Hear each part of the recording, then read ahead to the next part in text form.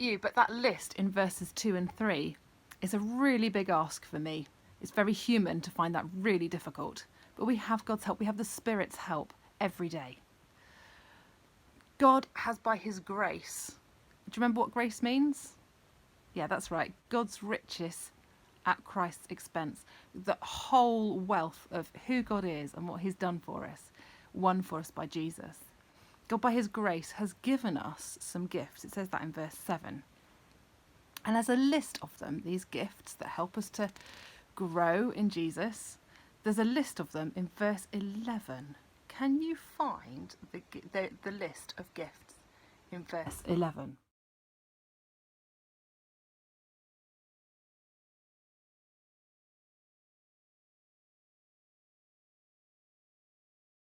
Good. You should have found that there are apostles, prophets, evangelists, pastors and teachers given to the church to help them to grow.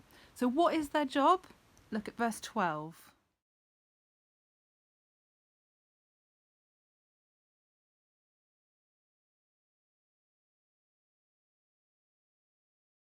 Their job is to equip his people. What does equip mean? It means to give them the tools for the job. To equip his people so that the body of Christ, the church, can be built up and united together with no niggles and no squabbling and no jealousies. United in the faith and in the knowledge of Jesus. Look at verse 13. And then to be mature, to be grown up. So to be united together as we become grown up Christians.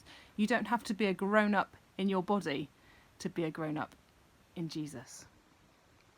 The opposite of being grown up in Jesus is set out in verse 14. Have a little look at that and think about what it would be like to be like that in that position.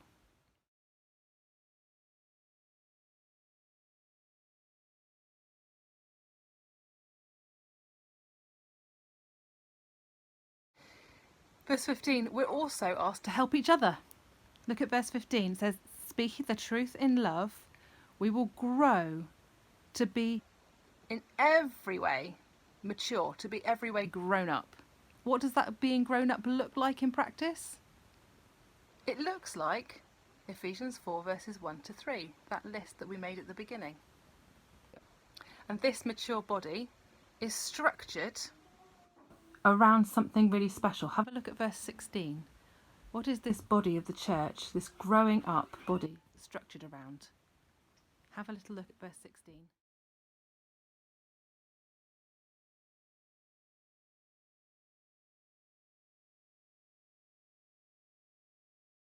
So Paul is urging us to live a life worthy of the calling we've received. And he sets out, firstly, what that looks like. It's growing up as a Christian. It's living in a way that makes Jesus look great. It's living as a church that displays his unity, his oneness, and what he's won for us. And he doesn't just ask us to just get on with it and do it. He gives us his Spirit to help us to grow and to change and to become more mature in him so that he gets the glory, like we looked at in chapter 1. Michelle is going to show us a memory verse, if you'd like to learn that now.